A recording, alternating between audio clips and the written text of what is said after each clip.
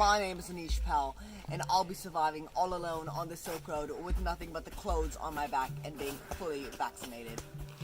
Right now, I think we're somewhere in Asia, in what I think to be the Mongolian steppes, characterized by its large areas of grassland.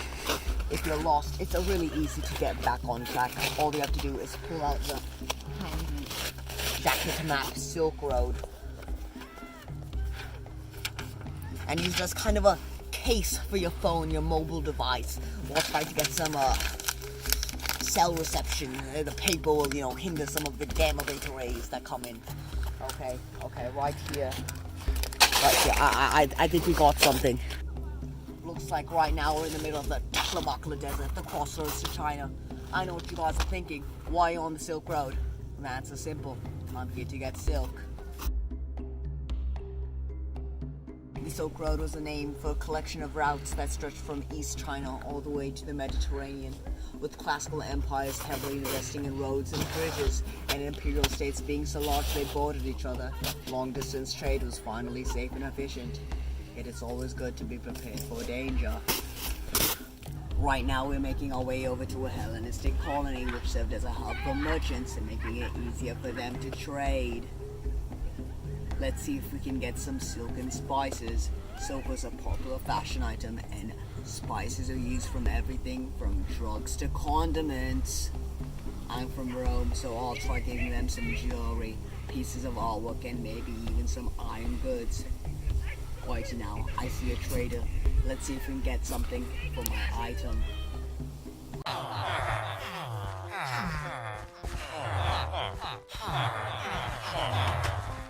By golly, look at that. I received some magnificent Chinese silk with some Chinese lettering.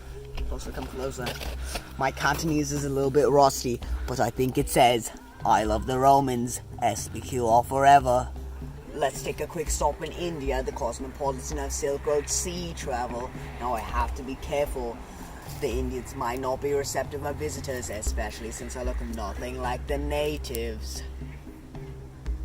The people of Ptolemaic. That's a hard word to say now. Ptolemaic Egypt discovered how to use the winds of monsoons to travel from the Red Sea to the Persian Sea. The Silk Road is as much of a collection of sea routes as it was land routes. We've got to get moving now before the sun sets. Otherwise, when it's dark, the ghosts will come out.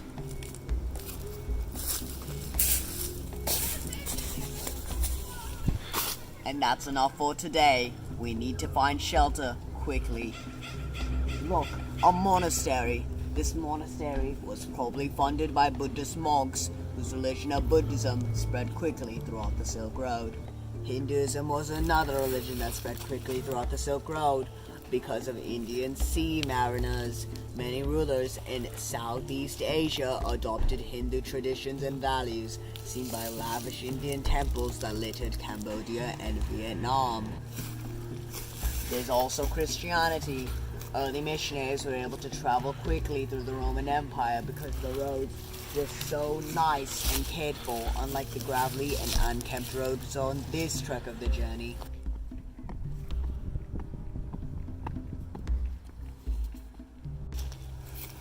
Christianity soon traveled west, where churches sprouted up, and as far as India, where we are right now. Speaking of churches, we need to find some food, otherwise we will starve in the next 30 seconds.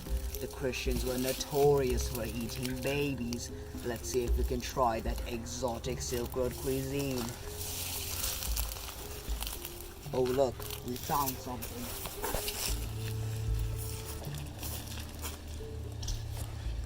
Then we have Manichaeism, a blended religion from Mesopotamia.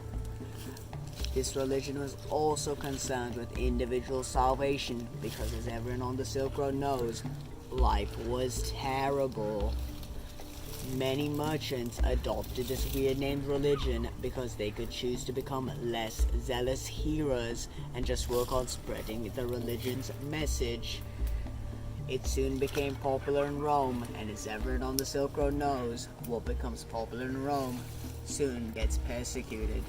Now we're almost home, and I can see dead bodies being carted into the Empire. They're probably victims of disease outbreak as infection traveled quickly along the Silk Road. You see, livestock, fruits, and vegetables carried everything from measles to smallpox. In fact, I think I may have just contracted the bubonic plague, or that's just a really big zit on my forehead. Catch us next time on another episode of Dude vs. Wild. If I'm still alive.